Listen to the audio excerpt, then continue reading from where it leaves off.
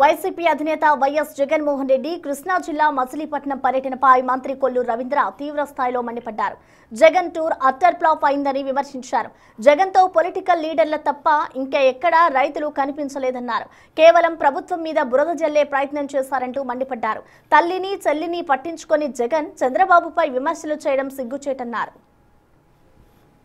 రెడ్డి గారు తుఫాన్ కారణంగా రైతులను పరామర్శ పేరుతో నిన్న ఒక అబద్ధాల యాత్ర చేశారు. పచ్చి అబద్ధాల యాత్ర.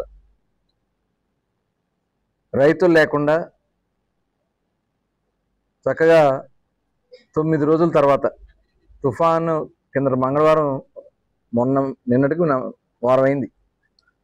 అంటే ఆ మంగళవారం తుఫాను వస్తే మళ్ళీ మంగళవారం కంటే దగ్గర 9 రోజులకి మళ్ళీ ఆయనకి ఈయన వచ్చాడు. అంటే 9 రోజులు రైతులు ఏమైపోయారో అయ్యేం పట్టించుకోవాలి. అట్లాగే నిన్న వచ్చినటువంటి సందర్భంలో కూటమి ప్రభుత్వం రైతులకి ఏమీ చేయలేదని చెప్పి అని ప్రయత్నం చేశాడు. కానీ ఎవ్వరూ నమ్మల. ఆయన యాత్రను ఎవ్వరూ నమ్మల. జనం లేక వాళ్ళు ఏదో ఒక నాయకులను తోలుకొచ్చి వాళ్ళతో ఏదో మాట్లాడించాలని చాలా ప్రయత్నాలు చేశారు.